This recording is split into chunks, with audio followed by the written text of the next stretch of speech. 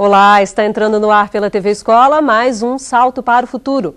Com a chegada da internet, a educação à distância ganhou um novo impulso na busca pela formação, seja ela inicial ou continuada, e ganhou importância no cenário educacional. Como ela tem contribuído na formação profissional em diversas áreas, como educadores brasileiros têm aproveitado este veículo de informação e de comunicação para buscar uma formação de qualidade. Temas que vamos debater com as nossas convidadas no programa de hoje. Estão aqui conosco para discutir a educação à distância na formação continuada, a professora da Universidade Federal do Rio de Janeiro, Elizabeth Rondelli.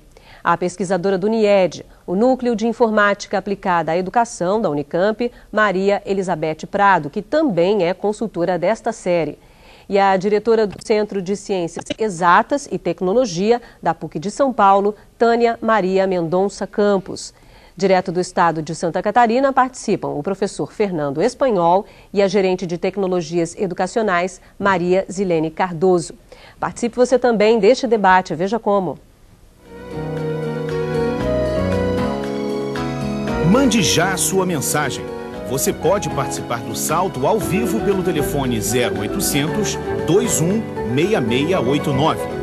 Via internet, salto@tvebrasil.com.br ou ainda pelo fax. Disque o código da operadora, o DDD 21 e o número 2232-3271. Nosso fax e e-mail estão 24 horas à sua disposição. Você também pode entrar em contato conosco pela Caixa Postal 50050, CEP 20062-970. Envie suas perguntas, relate suas experiências. Participe! No Brasil, existem cursos à distância voltados para professores multiplicadores dos NTEs, os Núcleos de Tecnologia Educacional de todo o país. Um deles, de aperfeiçoamento, é promovido pela Universidade Federal do Rio Grande do Sul e o outro, de especialização, pela PUC de São Paulo. E o objetivo é a construção de conhecimentos em novos ambientes de aprendizagem. Confira. Nos cursos de aperfeiçoamento ou de especialização em educação à distância, os orientadores se encontram em ambientes virtuais com os alunos e com os professores multiplicadores dos núcleos de tecnologia educacional. Como são professores que estão em NTEs por todo o Brasil, nós pensamos que seria o momento de fazer um curso totalmente à distância. Um curso esse foi feito em nível de aperfeiçoamento, para que a gente pudesse formar realmente uma comunidade de aprendizagem com esses professores. A orientadora Rosane Aragon, do curso promovido pela Universidade Federal do Rio Grande do Sul, interage via internet com a aluna Helena Pontes, do Núcleo de Tecnologia Educacional Parque 10 em Manaus. Eu interessei em ingressar no curso EAD porque eu acredito que através do curso de educação à distância, nós também podemos utilizar essa prática com as nossas escolas, né? No caso do município, as nossas escolas todas são bem distantes da sede aqui do NTE. Então, através dessa possibilidade, nós podemos estar no dia a dia com os nossos professores, orientando. Nos cursos, como o de especialização que é oferecido pela PUC de São Paulo, ocorre a chamada formação em serviço, sem que os participantes precisem se afastar do seu local de trabalho. Agora, eu estou iniciando uma conversa com esse aluno que vai desenvolver um projeto no seu local de trabalho e as dúvidas, as questões que ele tem são colocadas na rede e aí um colega pode responder ou o docente pode responder e isso faz uma interatividade muito grande entre os próprios alunos e os alunos e o docente. Uma interatividade que requer descrições muito detalhadas.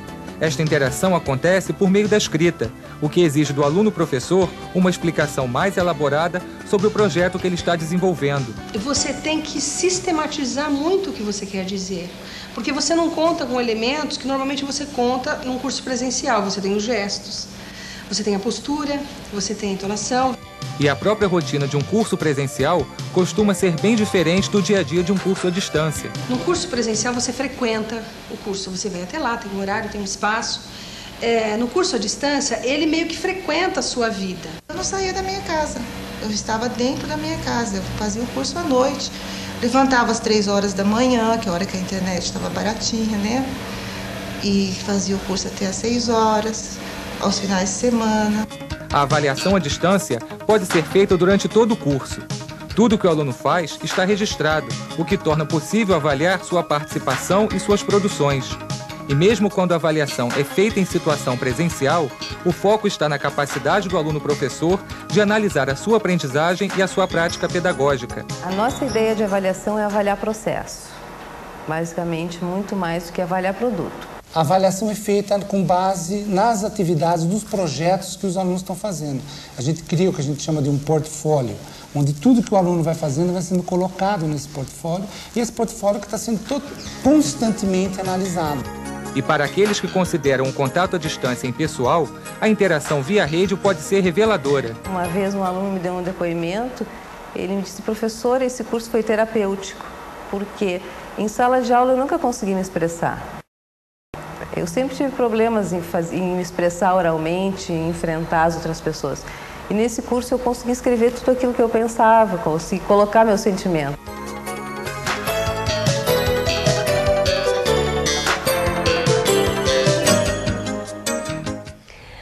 Beth Prado, eu gostaria que você falasse um pouquinho mais sobre esse curso, você conhece o curso, e falar dessas características, das principais características de um curso como esse, que é voltado para a formação do professor, né? A minha experiência foi com o curso de especialização, realizado com 360 horas, e esses multiplicadores, eles tiveram um momento presencial nos NTS, onde eles aprenderam o básico de internet para poder trabalhar à distância. E as demais horas foram realizadas totalmente à distância e com 50 alunos. Tinham 2 turmas e essas pessoas não se conheciam. E a interação foi a grande marca desse curso. E eram pessoas de várias localidades do estado e tínhamos 4 alunos, 2 da Argentina e 2 do Chile, que faziam parte de um projeto em parceria da UEA e o MEC.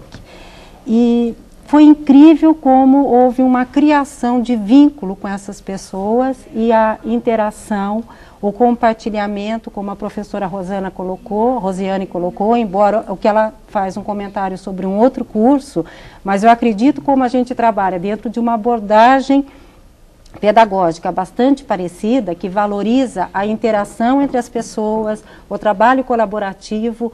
Então, dentro da nossa metodologia, a gente procura criar esse vínculo com as pessoas.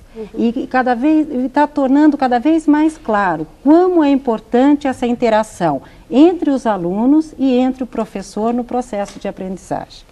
Agora, professora Tânia, que outros fatores podem ser observados na formação do professor a partir de experiências como essa que nós vimos? Essas duas, né? Porque um é de aperfeiçoamento, para ficar claro, e o outro é de especialização, né? No nosso caso, nós estamos fazendo a formação continuada de 6.000 professores da rede pública do Estado de São Paulo. Nós somos contratados pela Secretaria de Educação para fazer essa formação. São 170 horas. Nós temos 60 horas presenciais em 3 momentos distintos. Nós vamos para um hotel e esses alunos, professores, são distribuídos em turmas até 50 professores. Nós temos 120 turmas. São 2.000 do ensino médio e 4.000 do ensino fundamental. E o que é espetacular é porque eles preparam as atividades no momento presencial que eles vão aplicar na sala de aula. E em saindo do momento presencial, eles continuam trabalhando junto, mesmo que eles sejam um de Guarulhos e outro de Ilha Solteira. Então, a distância não existe para cada uma dessas turmas. E eles têm que cumprir metas. Nós disponibilizamos para eles um formulário e cada meta que ele atinge, ele tem que preencher o formulário. Para ele ter acesso ao formulário, ele tem uma senha. Mas, paralelo ao formulário, ele tem um fórum de discussão. E nesse fórum de discussão, o animador, o formador, tem um papel fundamental. Porque é ele que vai provocar, que está lendo todos os relatórios, e com isso está dando vida à interação. E nós temos tido mais de 1.000 logins dia, o que é espetacular. A senhora fala login dia, é o acesso. Mais entradas. Entrada. Login é um termo bem específico, técnico, né? Desculpe. Nada. Na realidade, quem tiver interesse em conhecer o nosso ambiente, o nosso site é o www.kmsociety.com.br. A gente vai... Estará disponibilizado até o fim do programa. A gente vai colocar embaixo aí na telinha, já está lá, né? O site que os professores podem acessar. Eu queria passar um pouco para a professora Elizabeth e falar, a gente está falando de formação continuada, mas já existem cursos de graduação no Brasil para a formação em diversas áreas, de professores é uma delas. Eu queria que a senhora falasse um pouquinho desses cursos de graduação à distância. Assim, nós temos hoje no Brasil, houve um levantamento aproximado, esse número não é exato, nós temos 40 mil alunos matriculados em cursos de graduação. Sobretudo, e a maioria desses 40 mil são cursos de licenciaturas, tá? Não se tem a graduação ainda fora das licenciaturas. Tem projetos, mas ainda não foram realizados. E está havendo uma interação muito grande entre esse desenvolvimento dos cursos de formação continuada, né, de especialização, de pós-graduação lato sensu, com os cursos de graduação, porque ambos estão desenvolvendo exatamente as tecnologias do ensino à distância para a formação de professores, né? Quer dizer, esses grupos se conhecem e, enfim, essas experiências estão sendo fortalecidas mutuamente, né? E nós também temos hoje, quer dizer, esses cursos de graduação, eles vêm dentro de um cenário em que essas tecnologias, elas têm isso que a Beth e a Tânia falaram, elas trazem a possibilidade de muita interação, de uma razoável interação que os meios de comunicação anteriormente não garantiam. Por exemplo, a própria televisão, né, ou o rádio, né, ninguém falava com o rádio, ninguém falava com a televisão, mas a internet e os sistemas de videoconferência que estão surgindo no país estarão trazendo certamente uma multiplicação tanto dos cursos de graduação quanto dos cursos de formação continuada. Ok, a gente já tem uma participação no programa de hoje, é do Luciano, do Tocantins. Olá, Luciano. Boa noite, Bárbara, Mônica e especialistas. Meu nome é Luciano, coordeno o teleposto da Escola Estadual Joaquim Francisco de Azevedo, em Taipas do Tocantins. Estou reunido com cursistas e gostaríamos que os componentes da mesa comentassem o seguinte trecho do boletim. Os autores Valente, Almeida e Prado constataram que o fato de o professor aprender a utilizar o computador e a saber dizer sobre uma determinada teoria educacional não era suficiente para colocar em prática estes conhecimentos, ou seja, recontextualizá-los na sua atuação com os alunos. Foi gratificante participar novamente deste programa. Agradeço a todos. Boa noite. Luciano, muito obrigada. A gente é que agradece a sua participação, volte mais vezes. E o Luciano faz uma referência ao texto que consta do boletim. A Beth Prado é uma das autoras desse texto. Falávamos um pouquinho antes do programa começar, né, Beth, da importância de se falar aqui nesse programa de hoje, dessa reconstrução da prática do professor. Ele não adianta só ele conhecer, como ele fala, ele cita ali no seu texto, não adianta só conhecer todos os mecanismos da informática e ter um bom domínio da área pedagógica se essa reconstrução não for feita na hora de trabalhar. Como é que se daria isso, então? Sim, Luciano, agradeço a sua participação. É o seguinte, a gente estava realmente conversando sobre isso. Em 99, nós fizemos, inclusive, um programa aqui no Salto, onde a grande problemática que a gente começou a constatar foi o seguinte: os multiplicadores faziam cursos e aprendiam a usar o computador e a discutir todos os fundamentos teóricos. Mas quando eles chegavam na realidade deles, essa realidade é diferente do contexto do curso. Então, ele deparava com uma série de problemas, às vezes até a configuração da máquina. E aí nós começamos a pensar o seguinte: a formação do professor precisa considerar o dia a dia, né, a realidade dele. E como a gente podia viabilizar isso? Você não podia ter um formador constantemente no local do trabalho do professor. E não é só estar no local, mas participando da atividade que ele faz com o aluno. E em curto prazo de tempo, né, em 2000, nós já começamos a trabalhar nesses cursos à distância, onde o professor, a vivência da prática do professor faz parte desse curso. Então, o professor trabalha com o aluno, desenvolve seus projetos com os alunos e está discutindo com os colegas, né, no ambiente virtual e com o formador, e aonde ele vai tendo a chance de ressignificar toda aquela teoria. Porque uma teoria você não consegue colocá-la em prática, não é uma transferência que você faz de uma teoria, você vai ter que relativizar no teu contexto. Então, acho que hoje a gente vê a EAD com esse potencial que está enriquecendo a formação dos professores ou de qualquer profissional que lida com a prática. Professora Elizabeth, eu sei que a senhora quer... mas antes vamos a Santa Catarina, eu já passo a palavra, ok? Vamos falar com a professora Maria Zilene, direto de Santa Catarina. Olá, professora. Olá, boa noite a todos. Uma boa noite especial às debatedoras, a Thelma, a Mônica, a Bárbara e especialmente aos professores que estão participando dessa série de todo o Brasil e de Santa Catarina.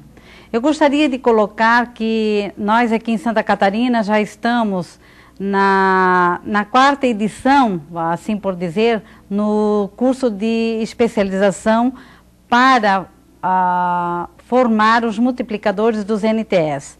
A primeira experiência que nós tivemos foi com a formação, com a participação da Universidade Federal de Santa Catarina, formando os multiplicadores através do curso de especialização. A segunda experiência nós tivemos com a UDESC, que é a Universidade do Desenvolvimento do Estado de Santa Catarina, com a formação de 64 multiplicadores, e estamos iniciando agora, até porque nós inicialmente tínhamos 6 núcleos de tecnologias em todo o estado, aumentamos para 12 e até o final deste ano nós vamos criar mais 14 núcleos de tecnologia educacional. Para tanto, necessitamos da formação de mais multiplicadores. Então, iniciamos agora em setembro com mais uma turma de 31 multiplicadores, de novos multiplicadores, com a Universidade do Espírito Santo, em parceria com a Universidade do Espírito Santo, e ainda iremos iniciar no mês de outubro com mais 40 alunos, com mais 40 multiplicadores, com a Universidade, com a UDESC, aqui em Santa Catarina. Então, vejam que a necessidade de estar formando esses multiplicadores é muito grande, porque nós sentimos a dificuldade no momento do professor de desenvolver a atividade de aprendizagem utilizando esses meios tecnológicos que estão disponíveis em sala de aula. E principalmente nós aqui, que a política do nosso governo é de que teremos em todas as escolas públicas, até o final do ano, a instalação da internet nas escolas. Então temos que fomentar, temos que formar esses multiplicadores, porque são eles que vão dar esta base para os nossos professores desenvolver as atividades de aprendizagem, utilizando a educação à distância, utilizando os equipamentos que estão aí disponíveis. Professora Elizabeth, aí vimos então o relato da professora Maria Zilene da experiência que eles estão vivendo lá. E ela falou da importância, dessa necessidade de se formar, né, os profissionais da educação, e aí a gente retoma um pouquinho a ideia da reconstrução, do professor ter que refazer ou repensar a sua prática após ele entender como é que se funciona o mecanismo da informática, das novas tecnologias, né? A senhora queria fazer um comentário em relação a isso. A propósito da pergunta do Luciano e da intervenção da professora de Santa Catarina, eu tenho a dizer, a gente tem que lembrar que tecnologia não é só a informática e o computador, né? Quer dizer, o computador traz uma nova questão, ou seja, também uma questão tecnológica, que é a própria organização da aprendizagem, né? Da sistematização do currículo, da sistematização das disciplinas, né? Então, quer dizer, o computador, ele além do domínio dessa máquina, desse equipamento, né, e da linguagem própria do computador, há uma necessidade muito grande de se também pensar nessa tecnologia que eu chamaria do currículo, né? Quer dizer, não só na sua forma de apresentar, mas também nos seus conteúdos, né? Além disso, eu acho que isso gera uma demanda exatamente de uma nova formação, do modo geral, para os professores, né? Porque já não são mais os professores que atuam em sala de aula, mas são professores que atuam diante de novas tecnologias, a internet ou o computador, por exemplo, mas também de novas questões postas pelo processo de aprendizagem, né? Ok, a gente tem perguntas com a Mônica. Mônica? Temos sim, Bárbara. A Jussara Souza, ela é professora multiplicadora do NTE de Duque de Caxias, aqui no Rio de Janeiro. Ela quer saber por que ainda não se pensou em um curso à distância que norteie o uso pedagógico da informática com ênfase no desenvolvimento de projetos para os alunos do curso de formação de professores dos institutos estaduais de educação, a nível de extensão, já que esses serão os futuros educadores. Professora Tânia, e aí eu pergunto eu acrescento um pouco algo, né, na pergunta da cursista de Duque de Caxias. Como é que isso vem sendo, essas novas tecnologias vêm sendo pensadas nos cursos de formação inicial dos professores também, nos cursos de pedagogia, nas universidades do país ou as que a senhora conheça? Como é que isso vem acontecendo? Na realidade, a tecnologia vem como uma ferramenta de trabalho. A tecnologia, o computador é a nossa caneta de hoje. Então não existe nada de muito extraordinário. Agora, eu acho que precisa desmistificar também um pouco a internet. Nós fazemos um projeto com 6.000 professores via internet. Mas existem algumas regiões desse país que não tem computador. O que fazer? Fax é nova tecnologia, existem outros meios, telefone. Então você vai ter que fazer um trabalho conjunto de todas essas mídias para dar conta de cursos à distância que favoreçam os professores e essa demanda. Por exemplo, nos cursos de formação inicial, quase todas as universidades federais que eu tenho visitado e os institutos de ensino superior, eles têm trazido a informática como uma ferramenta para a implementação dos projetos. Então, eu acredito que essa geração que chega aí no mercado, que eles já tragam isto. Ela fala dos institutos de educação estaduais. Seria ideal que já trabalhassem? Naturalmente que seria ideal. Tanto quanto as universidades federais têm trabalhado. Ok. A gente tem a participação agora da Viviane, aqui do Rio de Janeiro. Olá, Viviane. Boa noite. Eu sou a cursista Viviane, do Teleposto de São João de Meriti, com a orientadora Nazaré. Sabemos que a educação à distância é qualitativa e de grande ajuda para quem mora distante de centros educacionais.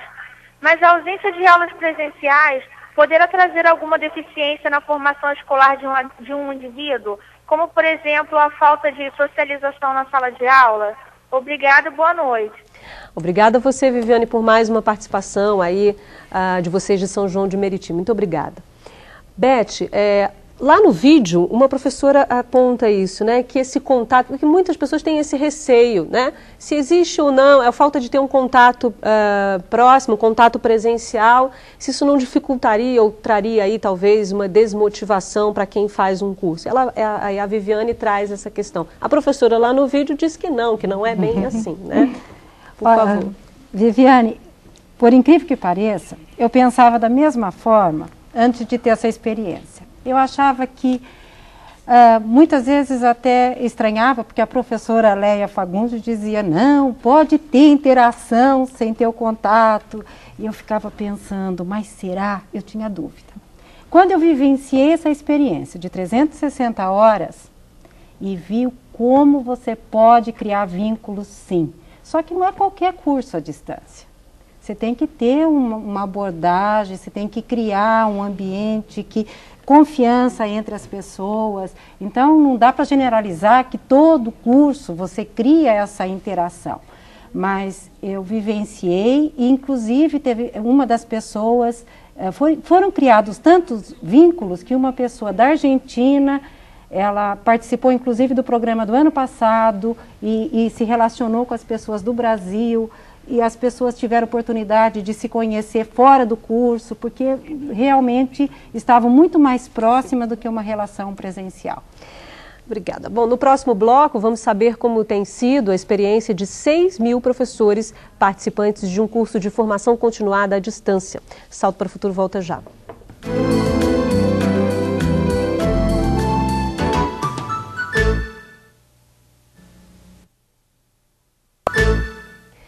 Em São Paulo, 2.000 professores de matemática do ensino médio e 4.000 do ensino fundamental participam de um projeto de formação continuada à distância, promovido pela PUC. São educadores da rede pública estadual dos mais diversos municípios, aproximados pela internet. Veja na reportagem de Sérgio Brandão. Para trabalhar com um número tão expressivo de professores, o projeto de educação à distância conta ao longo do ano com 3 encontros presenciais, de 2 dias cada um, seguidos de interações à distância por meio da internet. E promove ainda reuniões com os professores que trabalham nas divisões regionais de ensino como técnicos pedagógicos. Neste dia de palestra, estão aqui reunidos mais de 80 assistentes técnicos pedagógicos da Secretaria de Estado de Educação de São Paulo. Estas pessoas são professores de matemática responsáveis pela orientação de outros professores de escolas da rede pública de todo o estado. Para o coordenador do projeto, nos encontros presenciais, os professores de diferentes cidades têm a oportunidade de se conhecer. É nesse momento que os professores vão ter contato com o material que vai ser desenvolvido na sala de aula. É nesse momento que eles vão ter, avaliar as dificuldades possíveis dos alunos, que eles vão desenvolver as estratégias comuns. Na parte não presencial do projeto, os professores recebem orientação dos capacitadores ou formadores, discutem suas dificuldades, recebem orientação, analisam teorias e buscam artigos e outros materiais de apoio. Temos um fórum, temos discussões, e-mails, um bolo só na máquina, né?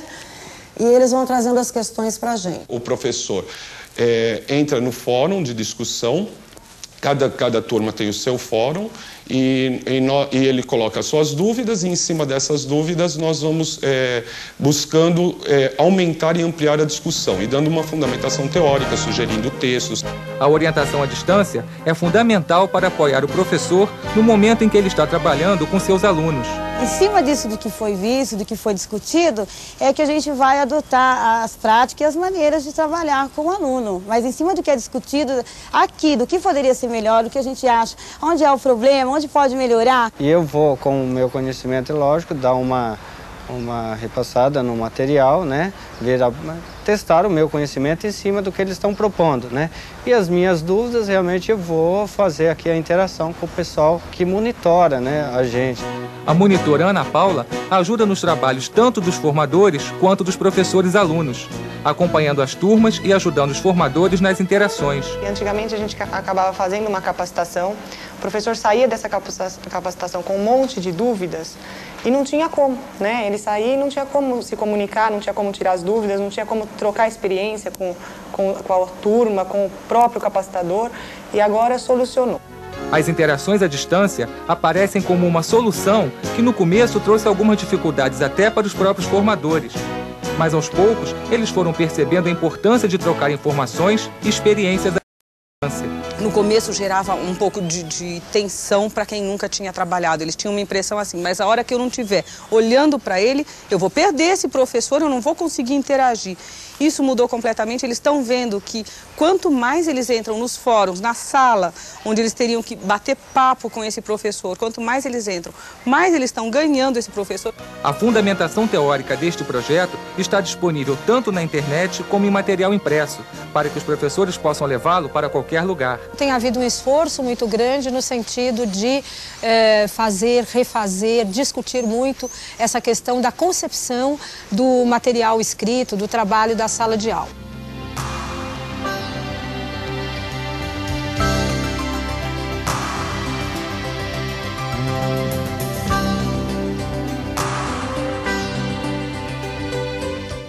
Professora Tânia, sobre esse curso que a senhora se referia lá no início do bloco, né? Que eu gostaria que a senhora falasse um pouco mais sobre esse curso. Exatamente.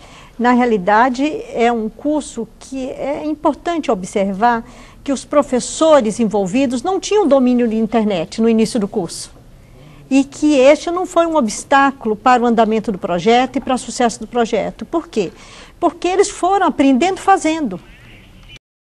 Eles tiveram lá no momento presencial orientações de como usar a internet. Eles tiveram uma oficina que lhes dizia como fazer funcionar e funcionou. Porque é muito fácil, desde que você tenha uma motivação muito grande. E eles estavam muito motivados em trocar experiência entre eles. Mesmo porque, num primeiro momento, alguns daqueles temas e as atividades que eles mesmos prepararam e discutiram em sala de aula, eles tinham dúvidas que os alunos fizessem. E no primeiro retorno, eles ficaram deslumbrados. Eles diziam, mas veja o que o meu aluno fez. Na realidade, eles mesmos se dão força. Nós estamos ali só com uma mediação. Porque a experiência e a competência do professor em sala de aula, esta é uma variável que deve ser considerada em qualquer formação continuada. A universidade não pode chegar absolutamente achando que sabe tudo. É um projeto de parceria sempre. Ok, a gente já tem uma participação agora neste bloco e é da Marcileia, do Tocantins. Olá, Marcileia. A minha pergunta é a seguinte: como integrar esta formação à distância, ou mesmo como está conciliando essa formação dentro do espaço de tempo do educador e das diversas atividades em que ele está inserido no dia a dia? Boa noite. Obrigada pela sua participação hoje aqui no Salto. Professora Elizabeth? Bom, a integração, acho que a Beth falou, né? Quer dizer, essa atividade se dá dentro de um certo contexto, né? Quer dizer, o uso da tecnologia, o desenvolvimento do ensino à distância, ele não só não está descontextualizado de alguma realidade, né? Claro, mas o que se assiste também nesse estágio, pelo menos, do desenvolvimento dos nossos cursos à distância, quer de formação, quer de graduação, né? É de que nós estamos ainda fazendo um sistema um pouco misto, né? Ou seja, aproveitando algumas possibilidades de se fazer atividades presenciais, de se reunir os alunos em alguns locais e usando isto também, usando esse recurso para que faça alguma coisa à distância, com exceção do curso que a Beth citou. A maioria dos cursos combinam a atividade presencial e a distância, exatamente porque nós temos uma tradição muito grande com o ensino presencial e é difícil, assim, de repente, nós descolarmos dessa tradição e partirmos para um curso totalmente à distância. Isso há uma dificuldade para os professores nesse aspecto. Sim. E há uma dificuldade também para os alunos, né? Quer dizer, então o curso ele tem que levar em conta não só essa realidade local, a realidade cultural mesmo, mas também esta realidade, ou esse hábito, né, de nós termos aprendido durante toda a nossa vida em cursos presenciais, em salas de aulas presenciais. Mas é uma tendência futura, né, de se pensar que vão existir cursos totalmente à distância com uma qualidade considerada também. Sim, é uma tendência. É uma tendência. Ok, vamos voltar a Santa Catarina, falar com o professor Fernando Espanhol. Olá, professor. Boa noite. Um abraço especial aí para a Mônica e a Thelma, nossas parceiras do Salto, e a Bárbara, aí, nossa apresentadora, e para Beth Rondelli aí, porque a gente já tem uma relação um pouco aí junto à Univale com o curso de especialização da Unirede, no qual eu fui conteudista. Bom, nós temos uma experiência na Univale ligado à formação de professores, pedagogos, sobre uma ação prática da utilização desse tipo de tecnologia, ou seja, incorporando disciplinas com metodologia de educação à distância que passam a modificar até a educação presencial. Então isso passa, eu acho, a ser interessante, porque eu estou incorporando tecnologia não só para o conceito à distância, mas incorporo também para o presencial. E coloco uma questão aí para as debatedoras, quer dizer, a gente vê que tem uma série de experiências no Brasil inteiro, experiências muito ricas, mas nota que o principal entrave nessa ação está ligado à legislação que incorpora isso. Quer dizer, o MEC, a Secretaria de Educação à Distância, os conselhos estaduais de educação, que não dão essa liberdade, essa importância para a legislação nas principais experiências que hoje já são feitas, algumas à revelia até da própria legislação. Quer dizer, qual seria o caminho aí, talvez frente ao novo governo, talvez frente a algumas ações, para nós conseguirmos melhorar essa questão de legislação e permitir uma garantia de finalização desse tipo de curso, né? E uma outra questão que eu acho que está ligada um pouco à questão da modificação, que a gente entrou, os debatedores já discutiram um pouco isso antes, quanto à mudança de paradigma do professor, né? A gente fala paradigma, mas é aquela questão de perder o poder do ensino presencial e que faz com que o professor perca um pouco aí, tenha medo de se incorporar na educação à distância. Seria isso. Obrigado, professor. A professora Elizabeth, ele fala primeiramente da questão da legislação. Quais são os entraves e o que é preciso mudar, melhorar? Bom, a legislação do ensino à distância no Brasil, ela é uma legislação razoavelmente recente, né? É uma legislação que veio no âmbito da LDB, da Lei de Diretrizes e Bases, né? Mas ela não satisfez plenamente a necessidade daqueles que desejavam, das instituições em geral, e particularmente as instituições de ensino superior, que desejavam desenvolver projetos de educação à distância, tanto para a formação continuada como basicamente para a graduação, né? O que a Secretaria de Ensino Superior do MEC fez neste ano, no início deste ano, foi formar uma comissão de assessores, né, em educação superior à distância, para rever toda a legislação, né? São vários decretos e leis, né, que regulamentam, né, a educação à distância. E essa comissão, que foi composta por 17 professores das universidades brasileiras, públicas e privadas, fez um documento, né, balizando e revendo toda essa legislação e chegou a elaborar, agora em agosto, a minuta de um decreto que está na mão do ministro. Nós não sabemos se assina ou não.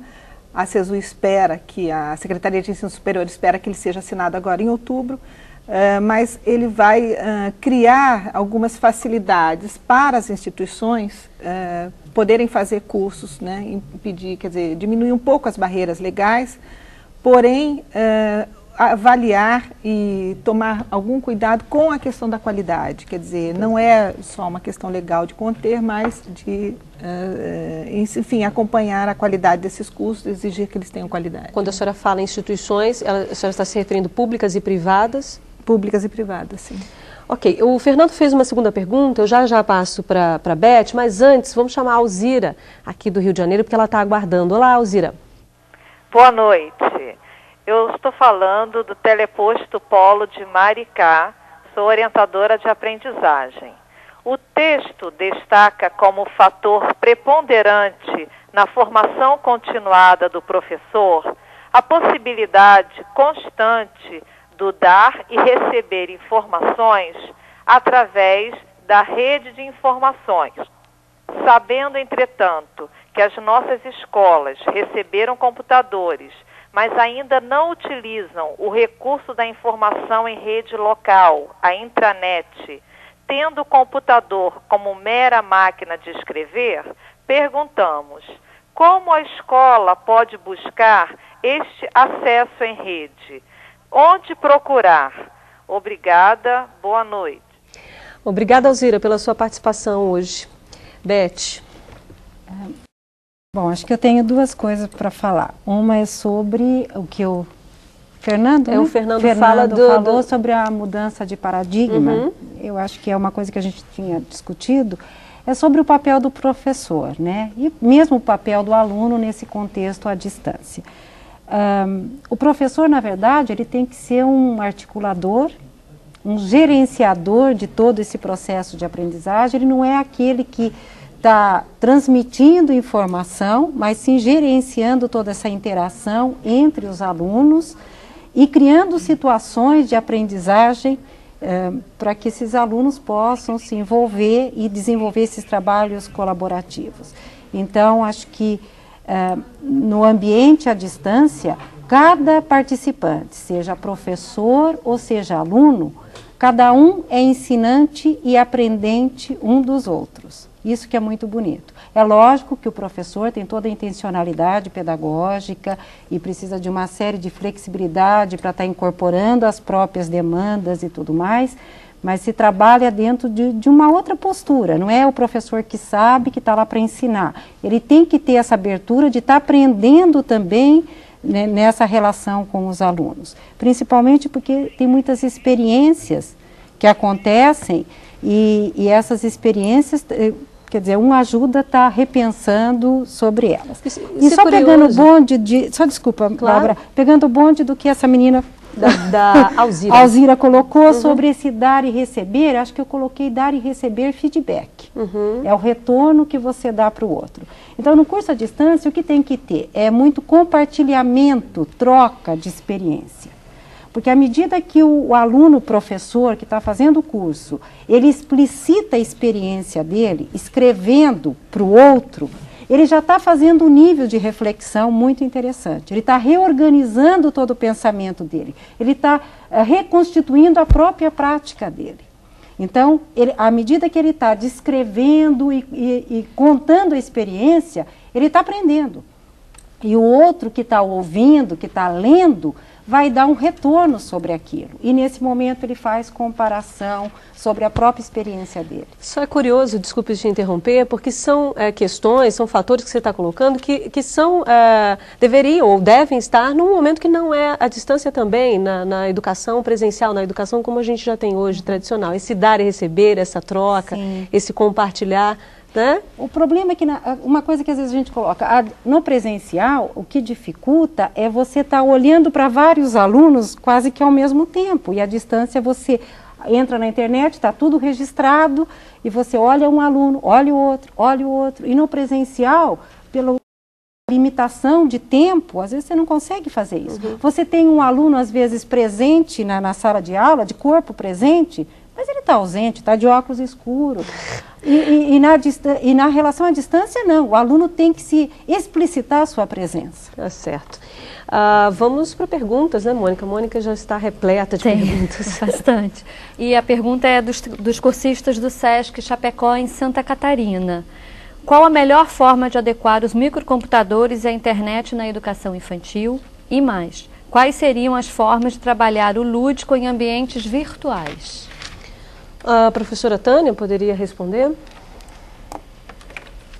Ele quer saber como ele integra os computadores, ele liga os computadores na internet. Bom, isso aí é um problema técnico. E utiliza na educação infantil.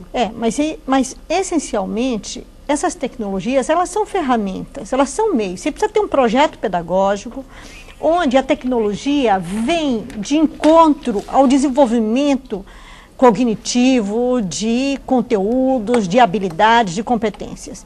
E você ligar os computadores numa intranet, numa internet, é vontade política. Porque isso é muito fácil. Você contrata um técnico que te liga, precisa ter dinheiro e política. Então, se for público, vai depender naturalmente do secretário de Educação. Se for privado, vai depender do dono da escola. Isso, essa resposta que a senhora está dando pode servir também para a pergunta da Alzira. A Alzira perguntava lá, por exemplo, a gente não conseguiu responder a pergunta dela. Eu não consigo aqui na minha região usar a intranet, por exemplo. Como é que eu faço para ter isso? Volta a questão, quer dizer, vai depender, é sempre uma vontade política ou uma vontade de dinheiro, precisa ter dinheiro. Porque não é fácil colocar computadores em todas as escolas do país. Agora, nós temos aí uma verba do FUST, que está sendo prevista para isso, e nós esperamos que ele possa dar conta do planejamento feito, né? Ok, a gente tem a participação agora da Raimunda, do Tocantins. Olá, Raimunda. Olá, meu nome é Raimunda Silveira, sou aluna do teleposto do Colégio Estadual José Luiz Cerqueira, em Vanderlândia, Tocantins. Pergunta: além do uso de CD-ROM e internet, de quais outras maneiras o professor poderia utilizar o computador pedagogicamente? Obrigada e boa noite. Obrigada a você pela sua participação hoje, nesse segundo programa da série. Professora Elizabeth? Bom, além, quer dizer, você está pressupondo o uso do computador. Quer dizer, o uso do computador realmente se dá através, quer dizer, da internet, do CD-ROM, mas o CD-ROM e a internet são apenas, vamos dizer, mídia, é aquilo que carrega, né? A mídia é o que carrega o conteúdo, necessariamente não é o conteúdo, né? É claro que eu acho que a internet, você cita a internet e o CD-ROM, que são, na verdade, as grandes mídias, né, em termos da informática e do computador, né? eu não vejo o que mais eu acho que eu poderia, né? talvez, falar alguma coisa. Por favor. Eu acho que, talvez, um pouquinho mais, assim, tive algumas vivências. Eu acho que até você ter o aplicativo Word, você pode usar pedagogicamente. Logo. Né? Um software free, por exemplo, o Logo. Você pode abaixar da internet e tirar esse programa. Tem um software, o Paintbrush, né? Você trabalha uma série de conceitos, organização espacial, trabalha com cores, desenho, tem uma série de coisas. Você não precisa ter internet e CD-ROM. Você pode trabalhar, tem um software que você pode pegar na internet que chama HQ. Você trabalha construindo histórias em quadrinhos. Então, tem várias opções, depende muito da criatividade. E eu acredito que não há necessidade de ter muitos softwares específicos. Você pode explorar pedagogicamente esse software que eles chamam de administrativo, que você trabalha com produção de texto e tudo mais, esses podem ter um caráter bem pedagógico. Professora Tânia, queria... Não, eu acho importante fazer a seguinte observação. Na realidade, quando nós vamos trabalhar à distância, ou como nós vamos trabalhar via televisão, e eu acho que o Brasil perdeu o bonde da televisão na educação, nós temos que desenvolver outras linguagens. Porque a imagem chega antes da escrita. Então, você não pode levar o livro que você tem hoje para a tela. E eu acho que ainda há muito que se produzir. Muitas vezes o texto chega junto com a imagem, que é o que a gente faz aqui na televisão. Brincávamos antes no programa, no segundo bloco, nesse bloco, antes do segundo bloco, que aquilo que a gente lê aqui tem uma construção que tem uma imagem de alguém que vai ler, né? Então...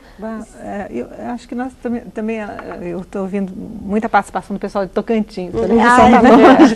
Enfim, aí eu penso o seguinte, nós também temos uma realidade cultural, uma realidade socioeconômica muito diversa, né? Essas mídias, nós temos que pensar que o livro é uma mídia e funciona. Sim. Professora, eu vou precisar interromper um minutinho, a gente precisa ir para o intervalo, aí na volta a senhora complementa, tá ok? No próximo bloco, as nossas convidadas fazem um resumo do programa de hoje, que está discutindo a contribuição que a educação à distância pode oferecer aos professores. A gente volta já.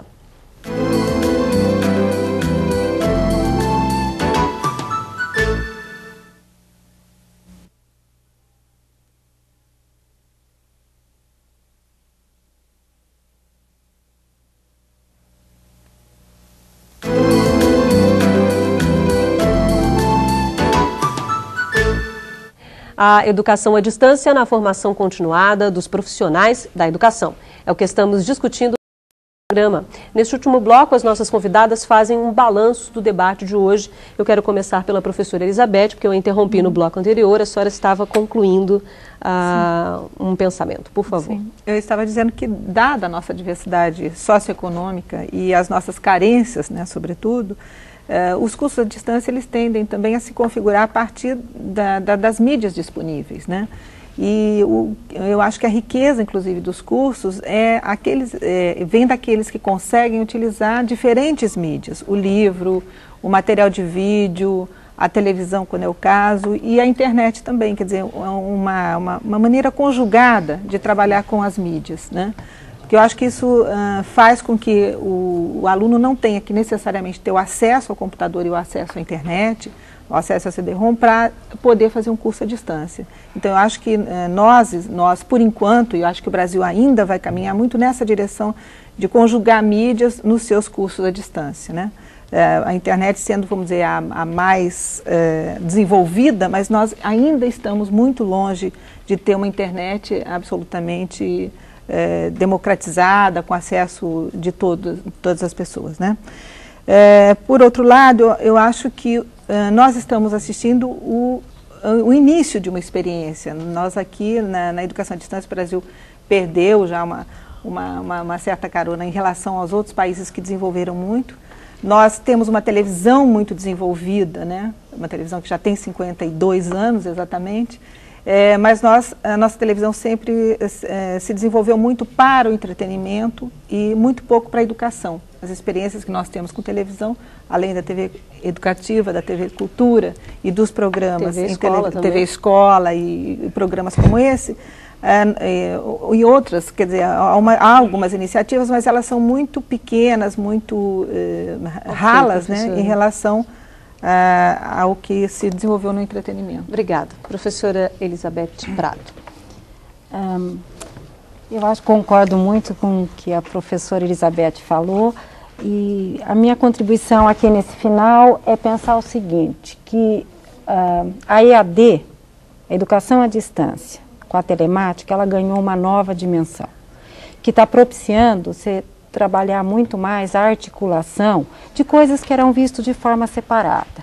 Você pode trabalhar a articulação da ação do professor em sala de aula e a reflexão, de um trabalho individual e de um trabalho coletivo, da teoria e da prática. Então, essas duas coisas podem estar articuladas. Agora, é muito importante a abordagem que se trabalha a educação à distância. A gente vê muitas vezes situações que a educação à distância é vista para disponibilizar material. Então, você está empobrecendo o próprio recurso da internet. Você manda uma série de material e depois o aluno estuda e devolve as questões para o professor. Isso acontecia antes da gente ter a tecnologia. Hoje a gente tem uma tecnologia que favorece essa interatividade e trabalhar essa articulação. Obrigada, professora. Professora Tânia. Bom, primeiramente eu queria só fazer uma observação que eu acho que vai ser bom para o público, é que na formação inicial a gente traduz graduação, nos cursos de graduação já está legislado que 20% da carga horária pode ser oferecido à distância. Isso está regulamentado e toda instituição pode se utilizar desse mecanismo. Bom, e agora para fazer uma síntese, eu acho que alguns pontos fortes para quem quer se aventurar numa formação continuada à distância ou mesmo numa formação inicial. Primeiro, tem que ter muito claro que a aprendizagem, ela tem que ser significativa. Ela tem que ter significado para quem aprende. Você não pode aqui ensinar se o sujeito não aprende. Então, você tem que buscar situações, contextos que tenham significado para ele. Segundo, é que nós devemos dar espaço de construção coletiva de conhecimento. É muito rica, ganha professor, ganha aluno e existe um movimento muito saudável numa sala de aula ou à distância, não importa. E, por último, é o respeito ao sujeito, tá certo? O aluno existe em qualquer situação. E dizer que um trabalho onde você consegue trabalhar com professores da universidade, alunos de graduação, alunos de pós-graduação, que são os mestrandos, doutorandos, e os professores em serviço, é muito gratificante. Onde todos aprendem, e eu convido aqui para mais pessoas participarem desse tipo de experiência, porque eu acho que é das coisas mais importantes que eu fiz da minha vida. Obrigada, professora. Bom, por hoje é só. Eu quero agradecer as presenças da Elizabeth Rondelli, professora da Universidade Federal do Rio de Janeiro, da Maria Elizabeth Prado, pesquisadora do NIED, o Núcleo de Informática Aplicada à Educação da Unicamp e também consultora desta série, e da Tânia Maria Mendonça Campos, diretora do Centro de Ciências Exatas e Tecnologia da PUC de São Paulo.